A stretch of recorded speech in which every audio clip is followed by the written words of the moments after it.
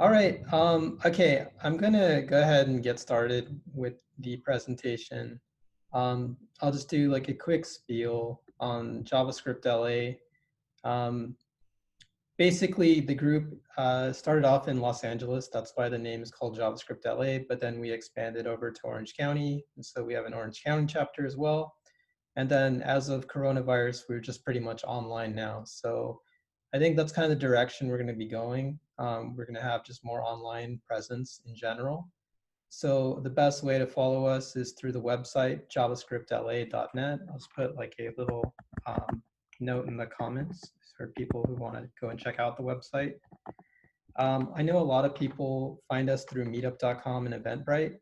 So you can, say if you ever want to know about like upcoming meetups and stuff like that, you can basically go to the website. And then we do have social media as well. We're on YouTube, we're on Instagram, we're on Facebook, pretty much anything.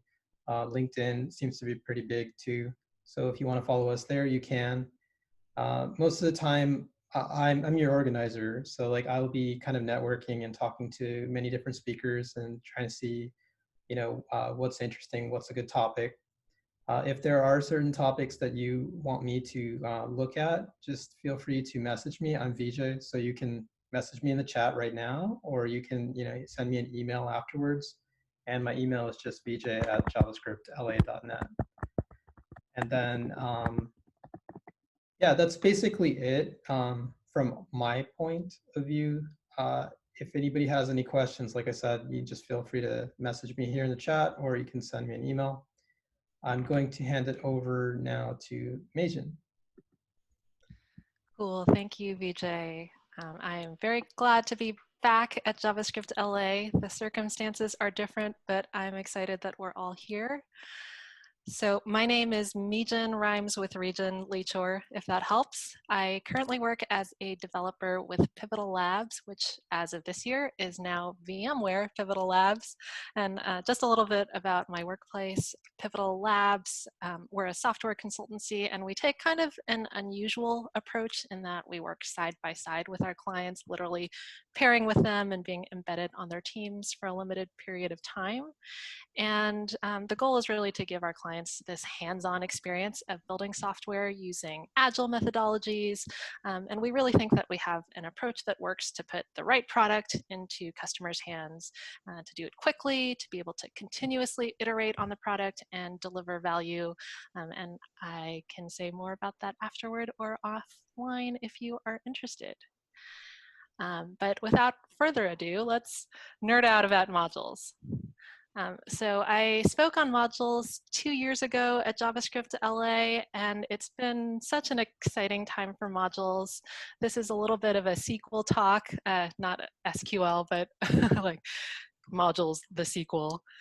And if you happened to see my last talk, we'll be on some familiar terrain, and hopefully I'll be bringing a fresh perspective to it. Unfortunately, I'm not going to go quite as deeply this time into some of the basics of how the syntax works, but there are so many wonderful resources out there online. I'm happy to point you to some of them. So I guess this is a little bit, intermediate and up tailored as far as the talk is, but I'm so glad that there are beginners here. Hopefully these terms and things I'm talking about will get you excited to get your Google on and learn some more new things. Cool. So a quick overview of what we'll be talking about tonight. I'll be starting with the current state of modules in JavaScript. I'll talk a little bit about some of the latest developments in the browser and in Node. We'll take some time then to trace the history of JavaScript, and the evolution of modules ties really well into that story. And that'll give us some context about the current moment we're in. And finally, we'll touch a little bit on what the future might hold. So, where are we? Well, the star of the show in 2020 is ES modules.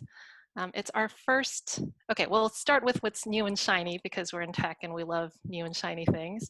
The big news back in November is that ES modules have landed in Node, and ES modules, to give a little bit of background, is the standard module format that's now part of the JavaScript language. So if you've seen import or export keywords, you're probably looking at ES modules, module syntax, or some variant of it. There's no more feature flag on ES modules. You can use them right out of the box. And for a few years there, it was actually looking like we would have to use this .mjs file extension, the so-called Michael Jackson script. But kudos to the community, because we finally overcame that hurdle. Node can treat your .js file as an ES module if the nearest parent package .json has a top-level field of type with a value of module. Of course, you can still use the .mjs if you want to, but you don't have to. And there's even some limited interoperability between ES modules and CommonJS. And that's, CommonJS is the module implementation that's used in Node. There is also an option of using the, .mjs not required. There's also the option of using the .cjs file extension to signal to Node. My apologies, I'm actually going to scoot my zoom around on just a second. Cool. All right. There's the option of using a .cjs file extension to signal to Node that you're using CommonJS. So I would say that if you are wanting to play around with ES modules in Node, note that while it is unflagged, it's still hanging out at stability level 1 experimental. So proceed with care. You'll see that in the Node documentation if you're in there. And how is browser support looking in 2020 for ES modules? Well, I have an answer for you. We've had module syntax for about half a decade now. The ECMAScript 2015 specification introduced ES module syntax to JavaScript, but didn't specify how modules ought to be loaded, so we didn't get browser support right away. But since May 2018, we've had support in all major browsers, as long as you're not counting Internet Explorer. If you want to use ES modules in web workers, well, not quite there yet. Chrome shipped module workers in February of this year. Firefox and Safari are not there. And did you know that you can also use import as a function? So the basic syntax for importing and exporting ES modules is static, which means that we and we can only specify module import using a string literal. So that string literal needs to be a file path or a URL with a file extension. And imports in ES modules create live bindings. We're not importing values, so these values can change. That can be a little bit counterintuitive if you've worked with some of JavaScript's other module systems. And this works great about 90% of the time for static analysis, bundling tools, tree shaking. Static modules work out, but there are some cases where dynamic imports can be very useful. These use cases include when you want to import modules on demand. One popular application of this is lazy loading. And if you want to import modules conditionally or be able to compute the module specifier at runtime, then dynamic imports can be really helpful in those situations. Now, with the import syntax, the dynamic import syntax, there's a nice promise-based API available to you. And can you use it? Yes. Dynamic import support exists right now in all major browsers, and it was actually pretty quick. It followed closely on the heels of major browser support for static import. So that's pretty neat. And in case you forgot, you're already enjoying all these wonderful benefits of modules in the JavaScript language in 2020. We already talked about the standard import-export syntax, but we also have NPM and Yarn managing our packages. We have a package repository NPM, which just surpassed 1 million packages in June of last year. That kind of blows my mind when I think about it. There are literally millions of JavaScript packages now that are shared in the community. And it didn't used to be this way. This situation that we're in is the fruit of our collective labor. A mere 5 years ago, we were really struggling with modules. So I just want us to keep that in mind as we start digging into JavaScript history. So with all of these developments, you might think, hey, we've reached the golden age of modules. This is the thing we've been toiling to bring about for literally decades. Well, I bet you're still bundling your front-end code. So what if there's native module support in the browser? You're probably not using it, especially if you're working in a larger code base. So I've been calling 2020 and the moment we're in the era of modules in syntax only, native modules in syntax only. And what I mean is that even though we are working in our code bases with separate files for each module, all of that tidy separation goes away when we bundle our code for browser consumption. And of course, with ES modules coming on the scene, even with ES modules coming on the scene, common JS modules are still a huge player in Node. So we kind of have a mixed ecosystem right now. But there's a good reason you're still bundling. And even the V8 blog recommends you do it for performance reasons. We'll come back to some of these issues, but in the meantime, I just want to conclude this section by saying, in 2020, the JavaScript community is kind of bought into native modules, and there's still plenty of room to grow. So now that we've taken a quick look at where we are, let's take a step back in time. I want to start the section of this section of the talk with the expression hindsight is 2020. Well, yes, that's a pun on this year, but I'd also like to take 2020 hindsight as an invitation to us to use the vantage point of 2020 to do a little bit of reflecting. What are some of the things that we can see now that we couldn't have seen in the past? 2020 also marks the 25-year anniversary of JavaScript, and based on the prior section of this talk, if you haven't previously looked into the history of JavaScript, this might actually come as a surprise to you. Standardized modules are so recent, they might seem really late in the game. What have we been doing all of these years without them? Well, we're about to go into that. I first got curious about JavaScript history when I started programming professionally about 2 years ago. I had worked with JavaScript in a cursory way many years before that on my own personal websites, but I had taken a long break. And upon coming back to JavaScript, the code I was working with had lines in it like this one. Rather, these three. So this wasn't the JavaScript that I remembered, which I had mostly reached for to spruce up my really awesome GeoCities website, like when I wanted to swap an image out when you hover your mouse over it. But as I dug into it more, I realized how much JavaScript had grown up as a language. And it's really become one of my favorite stories to tell. So side note here, what you're actually seeing is not pure ES module syntax. Module specifiers like React router config aren't valid file paths or URLs, and there's no file extension on any of these. So your bundler does know what to do, and there are some efforts underway if you want to continue using this sort of concise syntax. If that's important to you, import maps might be your friend in the future. Right now, this is actually not legitimate JavaScript.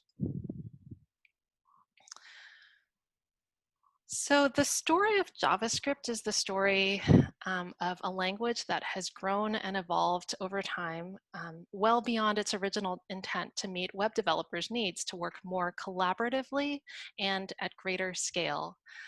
It's been the most commonly used programming language for 8 years in a row, according to the Stack Overflow Developer Survey. And I would contend that that is not an accident. It's the outcome of a deliberate and sustained effort on the part of the community to evolve the language. And much of that effort has been driven from the bottom up by ordinary and not so ordinary developers in our midst.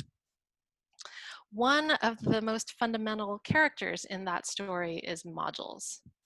Now, for JavaScript to become viable at scale, it needed the ability to impose structure in large code bases. It needed to be able to facilitate code sharing and distribution, and without modules, none of that would have been possible. In my last talk, at JavaScriptLA on modules, I quoted Brendan Eich, and if you're not familiar with Brendan Eich, he is the inventor of JavaScript. And this time, I'm going to quote both Brendan Eich and his co-author, Alan Worfsbrock, from a paper they wrote together. It's called JavaScript: The First 20 Years. I first got a hold on this paper back in March, and it's actually very engaging and readable, and I absolutely recommend that if you would love to learn more about the history of JavaScript, that's a great place to start. It is also very technically dense, but here's their history of JavaScript in 32 words. So it's how a sidekick scripting language for Java, created at Netscape in a 10-day hack, ships first as a de facto web standard and eventually becomes the world's most widely used programming language. I really like this quote because I think we get a sense of where JavaScript stood in the pecking order. Back in a 2008 interview with InfoWorld, Brendan Eich said the idea was to make something that web designers, people who may or may not have had much programming training, could use to add a little bit of animation or a little bit of smarts to their web forms and their web pages. Side note, I don't know how many of us as JavaScript developers have gotten that kind of shade from Java developers, but I also say this as someone who's actively working on becoming a better Java developer. And another neat thing I learned from this paper, JavaScript: The First 20 Years, is this idea that was prevalent back in the 90s, that real programmers would write professional grade web components with a component language, and Java was being stood up as that component language, while designers and amateurs would use a glue language to assemble and customize those components. So with a little bit of this background, it's starting to become clear why JavaScript started its life as a language without modules. It was supposed to be very limited purpose. It was supposed to live only in the browser and play supporting cast to Java applets, images, and other web content. Had we known in 1995 what we know now, things might have turned out pretty differently. We might have made other design decisions up front. But the way I like to think about it is that JavaScript is probably the best example out there of a language that was developed using lean and agile principles, and not to mention user-centered design. These are all things that we like to talk about at Pivotal Labs. But I also think that a lot of that is because the effort to evolve JavaScript has been so community-driven the whole time. In my last talk, I introduced this chronology of JavaScript modules that I came up with based on some of the research that I had done. Please note that it is not to scale, and the dates are approximate. We'll start out with the pre-module era. We'll go through this a little bit faster, a little bit more quickly than I did in my previous talk. So in the beginning, JavaScript was born, and for a little while, there wasn't an apparent need to introduce modules. This was a sidekick scripting language. Why would it need modules and module boundaries? Things did go as planned for a little while, with Java being the primary language for complex interactive apps and JavaScript being its sidekick. But things started to change in the early 2000s. And that's when the tide started to turn with the emergence of AJAX and the ability to use XML HTTP requests to get data to and from a server without having to do a full page reload. And this is about the time that we started to see the first signs of modularity, because people were starting to compose their JavaScript applications from independent pieces. And this often resulted in naming collisions in the global namespace. So I call this second era of JavaScript do-it-yourself modules, because people started to realize that you could use that you could improvise your own modules using function scope primarily to encapsulate private data. Probably the most classic example of this is the module pattern, which had a lot of variations, but the classic version used an independently invoked function expression to return a namespace object, and what was returned could have encapsulated private data that couldn't be modified from the outside. And the same trick of using function scope to create isolation and boundaries would continue to occur through different module specifications, including Node's own CommonJS. Speaking of CommonJS, that name applies to both the Node module spec and to a group that started in the server-side JavaScript community to solve some common problems, including the absence of a module system in the JavaScript language.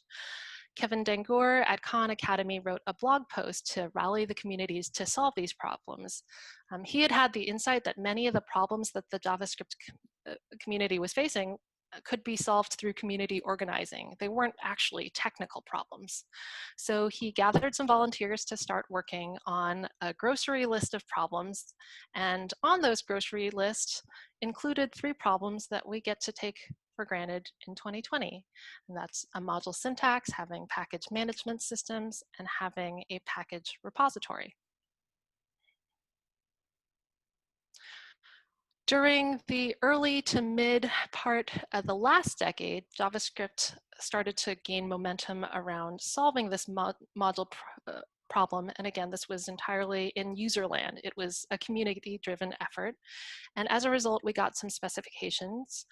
Node's implementation of modules, as we've already gone over, is known as CommonJS.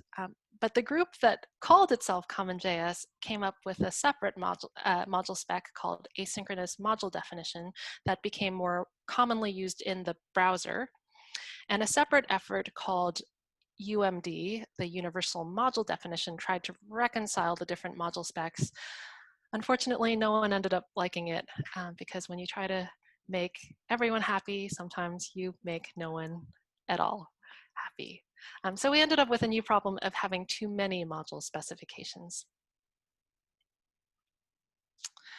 I really wanted to bring back this slide from my last talk, and to help us empathize with some of the problems of what I've been calling the specification era of JavaScript modules, we can turn to a blog post from Treg Glowacki from Ember's core team back in 2014.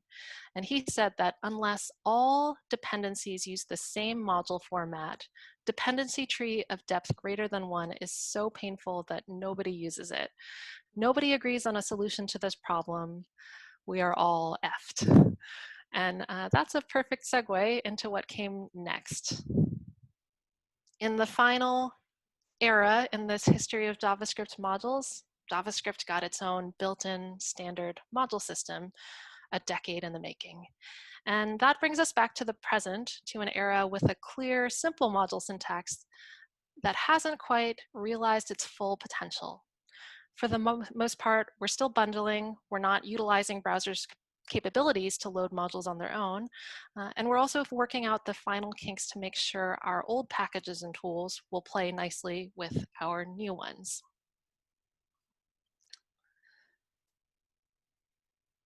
So what is the future going to hold? What will it take for modules to be able to stand on their own? Is there a future in which we no longer bundle our code for the browser, and how far away is it? Well, I can't promise answers to any of these questions, but here are a couple things that I think are interesting and worth looking out for. And if you have any others to add to this list, please let me know. I'd love to add and credit you. So the first is HTTP2, which could help improve the performance of using native modules in the browser. One of the ways it could do this is through its ability to send multiple files in parallel in response to a single request. So that's request and response multiplexing. There's been some talk around the JavaScript community of how server push will solve all our problems, but the Chrome team did look into it and they don't recommend it for use right now. If we can work out the kinks, it could be pretty promising. The idea here is that the server would be able to push multiple resources, for example, an index.html, CSS, and static resources without having to have the client make additional requests. So you don't have to have multiple round trips to get all the resources that you need. The server can just continue to push them. Sounds like a great idea, but it's actually very tricky for browsers to implement. Right now, I think Chrome is the only one that's actually doing it, or doing it somewhat reliably according to the Chrome team's investigation. A second trend that I think we're going to see is what Sean Wang calls collapsing layers. And Sean shared this intriguing idea in an article that he wrote, that we are living in the third age of JavaScript. The first one started with a bang and ended with a whimper. The second one was really that 2009 Node coming out, Doug Crockford popularizing the language, and much more momentum being generated in the community around the web, the modern web, or Web 2.0 as it's often called. And the focus of the third age of JavaScript is to clear away legacy assumptions and collapse layers of tooling, according to this idea that Sean Wang has. One example of this is Snowpack, and that's a build tool for using ES modules in your development workflows. That way you can skip some of the unnecessary bundling that happens during development and serve individual files directly to the browser. And the way that Snowpack does this is by serving them as separate modules and only rebuilding the parts that change. The actual experience of this is really slick because you don't have to wait for your app to, you don't have to wait to rebuild your app locally. In practice, that's that moment of a few seconds where you hit save and you kind of wait for the rebuild to happen. And by serving them as separate modules and rebuilding only the parts that changed, you have an almost instantaneous development experience. Even Snowpack recommends right now that you bundle for production as an optimization, but that too could collapse over time in this trend of collapsing layers. So we're starting to get there. We're seeing more innovations that leverage the new module system, and I'm really interested to see where that's going to go. The final trend that I think is worth looking out for is that ES modules won't strictly be written in JavaScript. The WASM as ES modules proposal is currently in stage 2, so that's pre-implementation. WebAssembly could be loaded from a JavaScript import statement if this proposal gets implemented, or via a script type equals module tag. And I think I raced through that a little bit faster than I intended to, but that's where we are in 2020, a little bit of a taste of the past, the present, and the future, as we can only speculate, of JavaScript modules. And wanted to say thank you to everyone for coming to this talk. And I actually think that's all I have for you tonight. All right, round of applause, please, for Mejin. Unmute yourself if you want. At this point, we can open it up to questions. So feel free to just unmute yourself and ask a question. And you can also do that in the chat as well.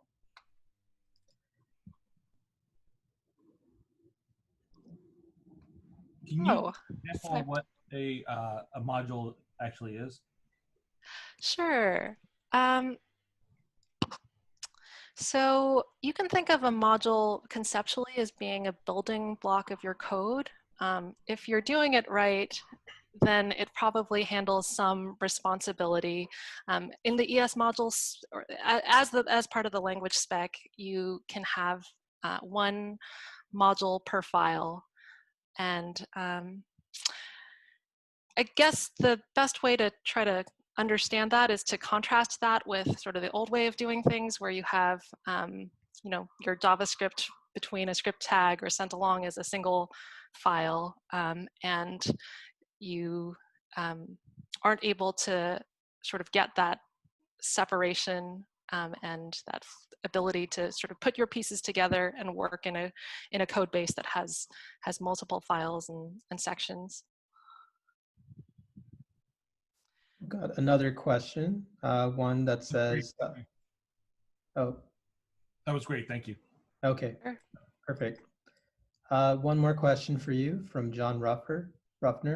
He says, can you talk about the relationship between Java and JavaScript, just out of curiosity? Yeah, that's an interesting story, and Brendan Ake and Alan Werfsbrock do a great job going into it. I learned so much from their paper. So Java was developed by Sun Microsystems, and as far as I'll talk about it with respect to the web, Java was really supposed to be building anything that involved sophisticated programming on the web. That was how the folks at Sun and Netscape were thinking about this back in the 90s. And JavaScript was supposed to be kind of I think I used the term sidekick a couple times, but I'm trying to think of another way to describe that. I think you can think of it as a way to take existing components and put them together to maybe do a little bit of automation. It was supposed to be sort of a visual basic of the web. And this is, so basically this relationship between glue languages like JavaScript and component languages like the real heavyweight programming languages like Java. That was sort of the way that people thought things were going to play out. JavaScript was actually, they're actually not similar languages. Java and JavaScript are actually fundamentally very different languages. And if you've written in both, you know that they are, that JavaScript is much more functional and it doesn't have a true concept. It's not a true object-oriented language in the way that Java is, but the syntax is so similar for marketing reasons. And the idea, in fact, if Brendan Ike had had his way, JavaScript would have ended up looking a lot more like Scheme, which is in the Lisp family of programming languages. I can never actually, I don't know what Lisp actually stands for. All I think of when I think of a Lisp now is lots of idiotic, silly parentheses. I don't know if some of you have heard that one before, but yeah, it would have turned out very differently had there not been this effort to market Java and JavaScript together as languages that programmers on the one hand, and then designers on the other hand, sort of hobbyists and amateurs on the other hand, could use to together build content for the web. But things have really turned around, and JavaScript has taken over as the primary language for building web applications. It's really not what was imagined at all. I'll just add to what you were saying. The main reason that JavaScript is so different now from Java is because it's actually dependent on the ECMAScript standard, which is completely divorced from Java. So that's kind of why like everything is so much more expanded in the JavaScript world. People just still call it JavaScript, but it's actually ECMAScript. Okay, so another question is, I guess I'm going to go in order here. So Luke Swenson said, I like the idea of using import, but will we be able to get past the performance issue? I think that has yet to be seen. One thing that I didn't go into great detail on in this talk is that part of the reason that the ES module syntax is designed the way that it is for the web and in the hopes that it can perform well even when you've got a network in between, you know, your browser, your client, and your server. So I think I'm optimistic that a lot of those problems will be solved. I don't know for certain that that they will be, but it is one of the remaining frontiers. we have another question. I've never done JavaScript, but I've done jQuery. I know that seems odd. Do you think I should just continue learning and doing jQuery, or should I learn JavaScript? I would be really curious to hear what other developers have to say on this question. I know jQuery is still being developed and maintained. I would say that for me personally, JavaScript has been immensely practical, and I've been working with it with React primarily, sometimes Angular, but mostly React, and of course vanilla JavaScript has the ability to do so many things now that you couldn't used to do with it. So I guess I would say that I personally haven't needed to use jQuery in some time, but I would that's one data point. I would say get others. Yeah, definitely. I think with JavaScript and jQuery, right? jQuery was made at a time when JavaScript was not standardized. It was kind of difficult to write JavaScript for all kinds of different browsers. So jQuery came and kind of saved everybody from having to write JavaScript for many different like browsers again. So now at this point, like modern JavaScript has kind of made it easy to just work with one API in JavaScript. So you don't really need jQuery anymore. You can just basically use JavaScript itself and it should work cross-browser just fine. But that said, if you do need to support like, you know, old browsers for whatever reason, then yeah, you could still use jQuery. All right, so another question. It says, curious to know your experiences with JavaScript as a backend language. I'm probably not the best person to speak on that. I, in my day-to-day work, mostly use the Spring framework for backends. I worked on one brief project with Node, but I know that Node's being used extensively in production. Ryan Dahl, the creator of Node, has recently come out with Dino, so that might be a fun thing to look into as well if you're poking around. I think that Dino is TypeScript first and has ES module support. So more fun, shiny new things to play with in case you don't have enough already. All right. Okay, so it looks like we have a few comments. Somebody said Lisp means list processor. Thank you. That's helpful. Yeah, that was from John Ruffner. Thank you for that. And then I guess, do we have any more questions? May I ask you two questions? Okay, yeah, go ahead. Yeah, the first one is background. I remember you mentioned about the bundles might not need it anymore. So are you saying that performance should be good enough that we don't need to do the bundles, but we still need to do the obfuscation, right? Right, we still need to do The obfuscation. the obfuscation. Sorry, I think I actually don't know what you mean by obfuscation. It's kind of the protection of your source code. Yeah, basically. Oh, minification or minification. Yeah, that's what he's talking about.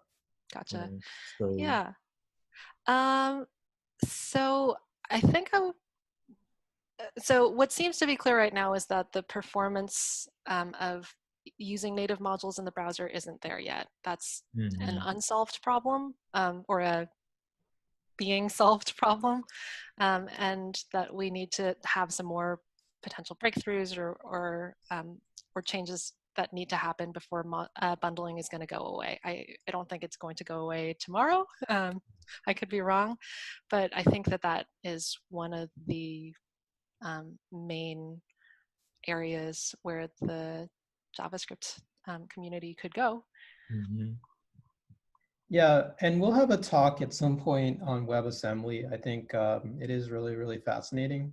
And I think a lot of these issues that people talk about are going to get solved with WebAssembly, especially given that, you know, it's just way faster to pretty much like import assembly, you know, pretty much ready to go over bandwidth. You know, it's extremely small and it's extremely fast. And then pretty much it's going to, you know, with any kind of JavaScript load, It'll basically like work pretty much like a desktop application in the browser. Some people who are doing a really good job with that is Figma. And so you might want to check out what they did, especially with their software in the browser. They've got a really, really killer app that is rival to probably Sketch or Adobe Illustrator. Maybe not Illustrator, but XD. So again, yeah, we can check that out. And I'll also be taking a look at some of that stuff and see if I can bring a speaker about that. Okay. Okay, thank you. So Mm-hmm. my second question is, you also mentioned about the trade shaking. So this is something we're trying to do right now to improve the performance. So could you elaborate more on the trade shaking settings or trade shaking's usage? Yeah, it's not something, so the idea with tree shaking is that your unused, it's a way of optimizing so that any imports or exports that you're not actually using in your source code get sort of shaken out of the bundle. It's not something that I've looked into deeply or extensively. I kind of let my tools do it for me, but I do think that it's a way to see performance gains right now. And maybe there's someone in this room who is really into tree shaking and could tell you more about that. Okay, thank you. Thank you. Yeah, definitely good question. I'll make a note of that too, as far as tree shaking. I think at this point, this day and age, and correct me if I'm wrong, but it seems like a lot more companies are just kind of like using Teams to just manage like the backend, especially using Webpack, and then just giving you a tool so developers don't have to worry about it, right? So you'll see that with like Create React App, or I think Vue also has kind of something similar to that. Same with Angular. So you're not really sort of sitting there and trying to manage tree shaking. It's actually sort of just built in, and it is kind of like, I mean, you can spend time with it if that's what you want, but it makes more sense these days to just kind of let the open source community handle that for you. Okay, thank you for the comment. Yes, we're looking for that as well, and we want to take some further investigation into this. Yeah, thank you. Yeah, no problem. All right, we got a few more questions here. One is, I've heard enough from companies where they started out using Node.js in the back end, and then they went to Go because it was getting too hard to debug Node.js, and it was not type safe. That's kind of true. Yeah.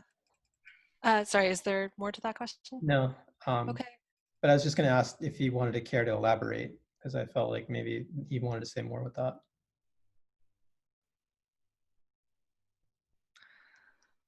If you want, you can in the chat, and I'll catch you at some point. No question. Do you mind if I actually can respond kind of to that last bit, and then Unless you are to the Chris. questions? Yeah, if you're Chris, then you can. Oh yeah, sorry. Go ahead if you Yeah. were. No. Okay. Yeah, just go ahead. You can give your Okay. thought. Yeah, sure. I was going to mention that the one project where I did work with Node on the back end, we had TypeScript. We used TypeScript with Node and TypeScript with React on the front end, and we were actually able to share our types across the full stack, and that can be really nice for type safety. As far as Go being more popular, I'm not surprised to hear that. Ryan Dahl has a great talk about his 10 biggest regrets with Node, with some of the decisions that he made with Node, and I think he's tried to make up for some of them with Dino. But yeah, Go is a great language, and I know that a lot of people love working with it. I haven't really had the opportunity to do that as part of my work, but yeah, it's very popular. Sorry, I forgot to unmute while I was talking. I forgot to unmute. About that comment, it was a bunch of companies. I guess maybe when they were starting earlier, maybe before TypeScript was really becoming, coming into its own or whatever. But yeah, they were switching to about 4 or 5 companies. But they switched to Go because they were just having too many troubles after a while. As the project got bigger and bigger, there was too much trouble to track down where the bugs were, and they said the type safe issue was one of the bigger issues. Yeah, yeah, and you're right. I mean, the thing about JavaScript, right, is it isn't typed by default. That was Which sort I of, know some people really like about that. yeah, people like that about JavaScript because it makes it easier, right? You don't have to sit there and like try to figure out like, whether an array is an array, or, if you need to like declare a type of int or declare a type of float or whatever, right? Yes, that does kind of lead to bugs. That's kind of like, I guess, why some people want to have something more safer like Go. And I think Go is more close to, what traditional programming really is, right? Because it's like C, or, as close as possible to C++ without being Java, right? So that's why a lot of people like it. But that said, for Node.js applications, right, like I think it kind of goes back to this idea, right, that you just want something kind of like easy, quick, and dirty. And for the most part, Node is pretty reliable.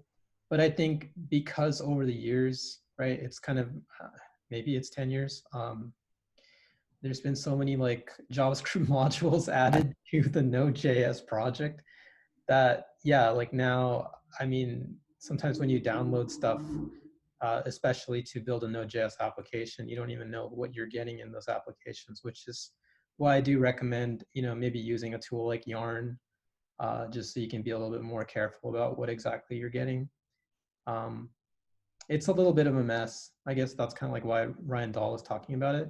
Again, good point. I'll go ahead and write down as a note, like, um, where do we think things are going in the next few years with Node? And maybe Dino might actually solve some of this, but I don't know yet either.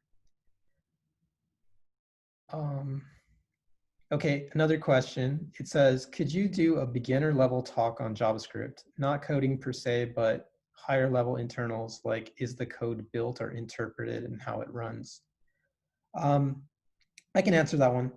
So basically, yeah, we do have some beginner level talks, especially on the YouTube channel. And definitely I can have like a more beginner level talk as a presentation or maybe a webinar. That could be something that I could do. So if people are interested in that, just type in the chat, or send me an email, and I'll make sure that we talk about those kind of things. And Mejin, do you want to talk about that as well? I don't know.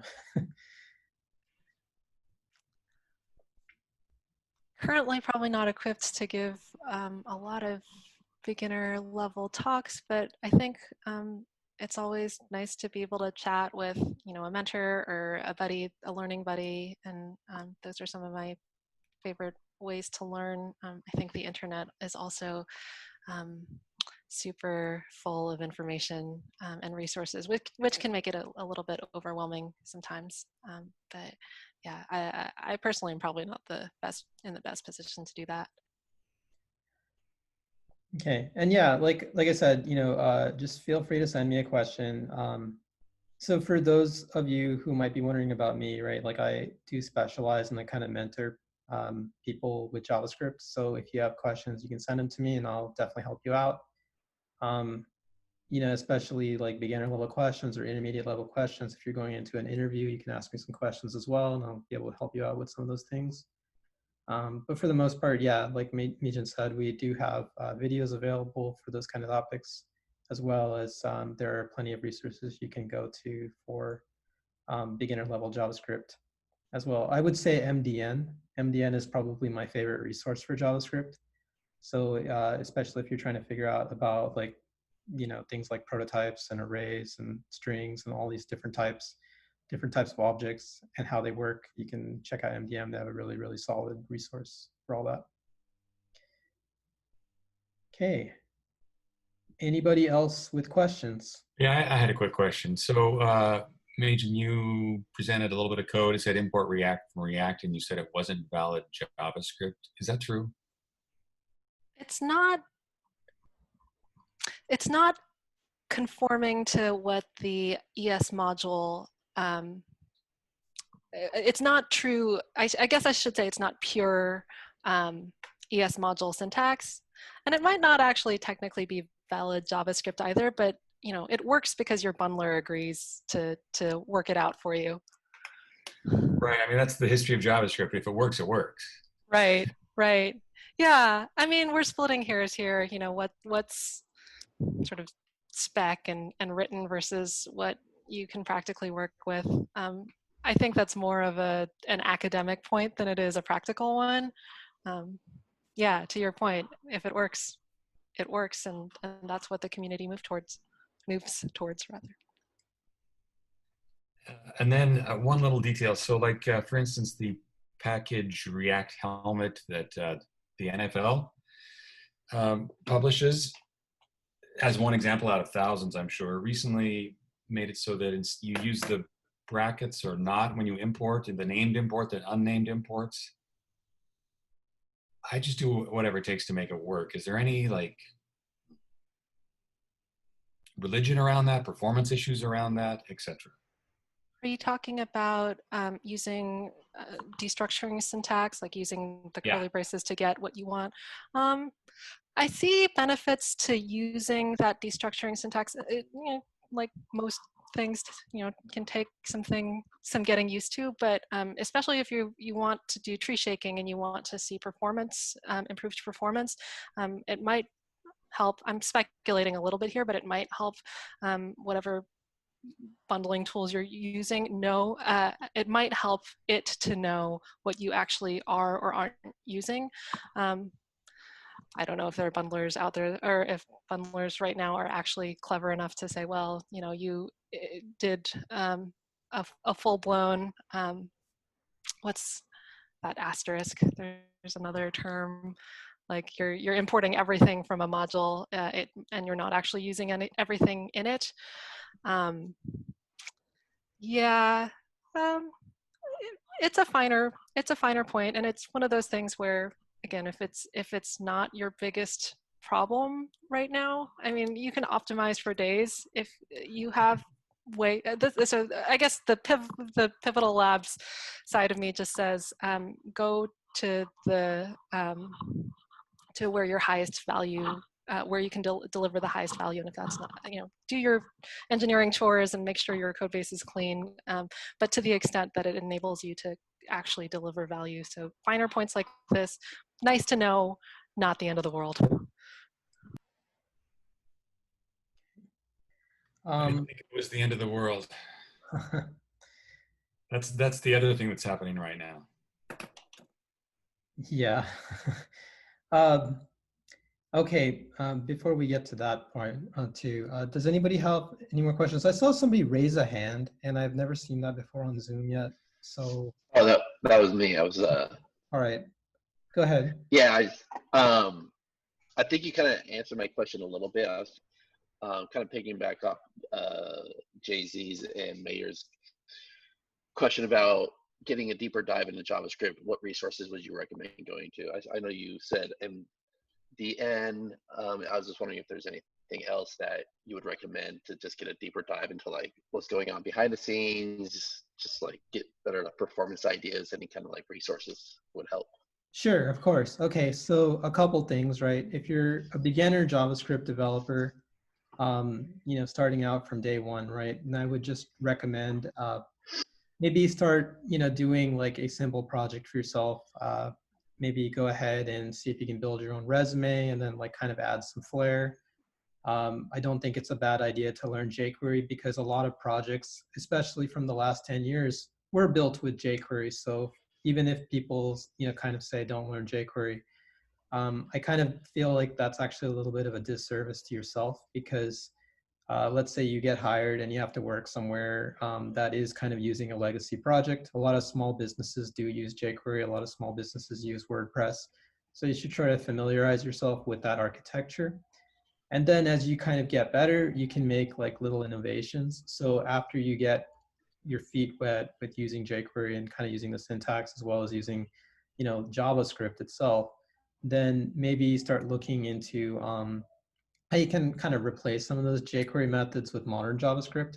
And I think like the biggest hurdle for a lot of people to get over, especially when it comes down to like learning brand new JavaScript, is the syntax, right? Like ES6 and destructuring and all of that stuff that seems to be like, you know, everywhere right now in modern applications. So actually, it's kind of funny. So I'll just kind of throw in like a little bit of promo here, not too much, but I did a course on video, which is about ES6.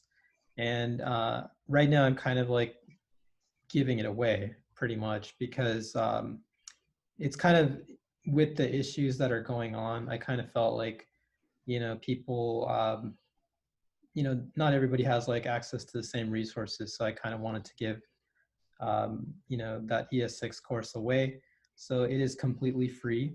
Even though it says 95% off, like whatever, like, funds that I get from that, I'm going to like return back to the community or just kind of like put it back into education.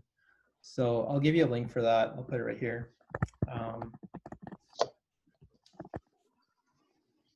Let me just make sure I have the correct link. So it's right here, road map to ES6. Okay, so if you go to this URL, there's 6 hours of video, and basically it kind of like helps you kind of learn the new syntax. I recommend learning ES6 syntax just because that'll help you when you learn things like React or Vue or Angular or any of those new systems, right? The hardest thing about JavaScript, I think right now, is the tooling. So that means like learning Webpack and building your own app with, React on the front end and then the Webpack on the back end and the Node.js on the back end. It just gets very, very hairy, especially like you have all these modules to include, right? That's kind of like the point of the talk. And so the next few years probably of your life are just like learning like how to use the different modules that are out there, how to use Node.js, how to use different import statements, how to like import maybe React and then React router. And then most recently I was playing with React animations and I was thinking, oh my God, this is like a huge thing. And I've been using Gatsby. So that's kind of where I am.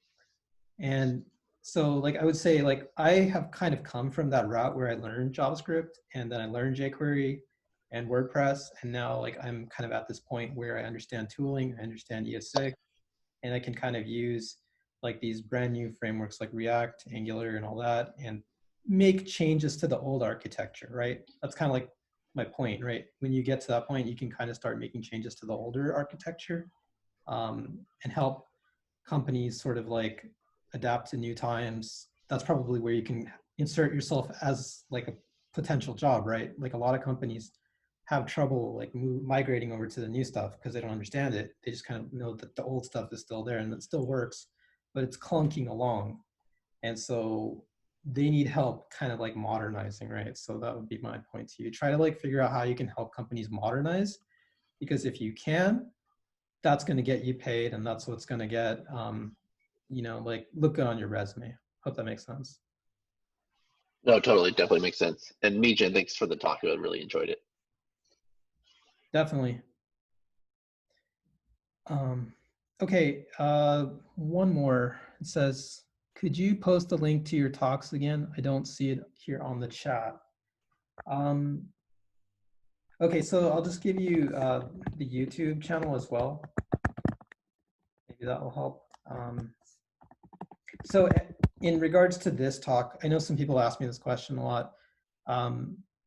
Does this video actually get recorded? Yes, it does. I've been recording each meetup. And so afterwards, I actually put that video up on YouTube. And then you can rewatch the video if you have questions. Further questions, you can like leave them in the comments.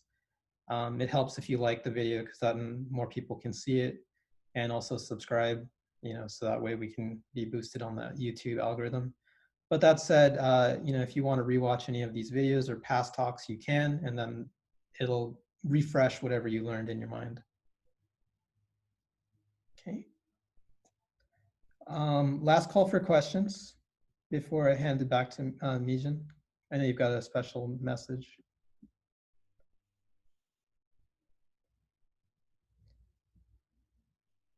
Okay, all right, so handing it back to you, Mejin. Oh, link to John Dehoney's talk.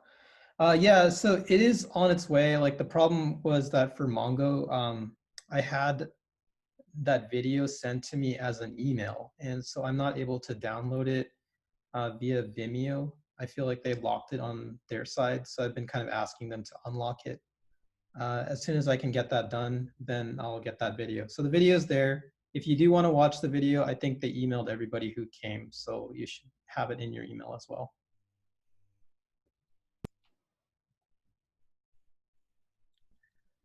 Cool. All right. Thank you. Thank you, Vijay. I did want to take a quick moment to address what's going on right now. I think a lot of us are paying attention and seeing that people are responding with a lot of grief and anger about institutional racism and injustice. As I was preparing this talk, I kept thinking about how, like JavaScript, the US has a history to reckon with, and like JavaScript, it is in a process of evolution, and it needs to become more than what it was. And to do that, that takes community effort. I think I said that phrase a lot of times in this talk, that it took sustained community effort to bring modules and into JavaScript and to really be able to realize the benefits of the modern web.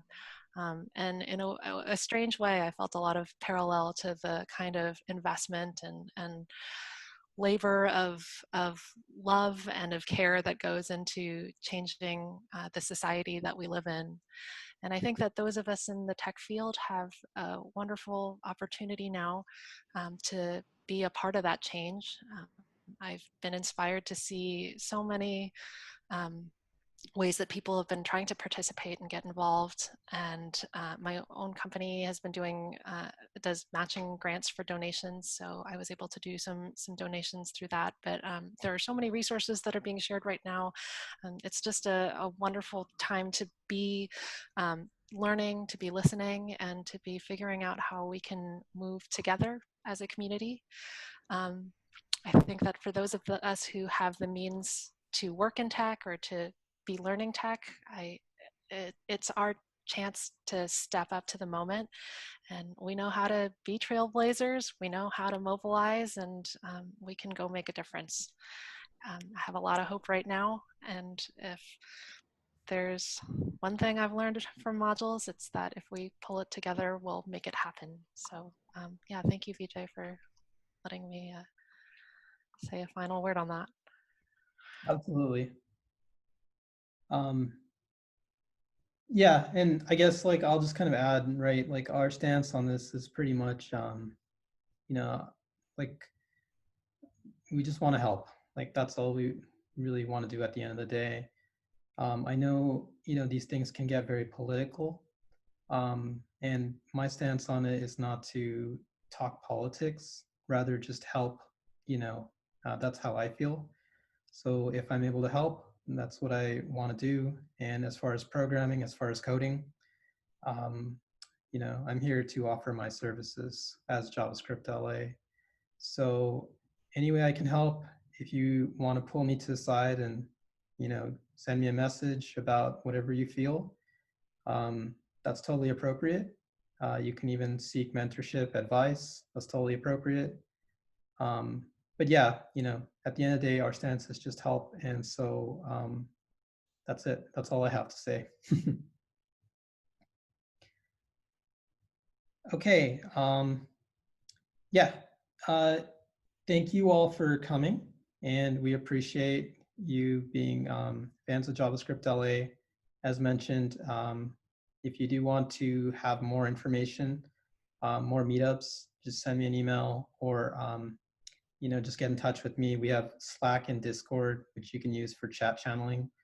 And then basically, I think, yeah, so that course is available too if you want to go. If you didn't see the link, you can just go to javascriptla.net and there's a little ad for it if you want to go and check it out. But other than that, yeah, I hope to see you all at the next meetup, and thank you all for following us. Thank you. Bye-bye. Okay, thank you. Bye. Thank you. Appreciate it. Bye. Bye. Thank you, Mejin. Thank you. Thanks, everyone. Good night. Night.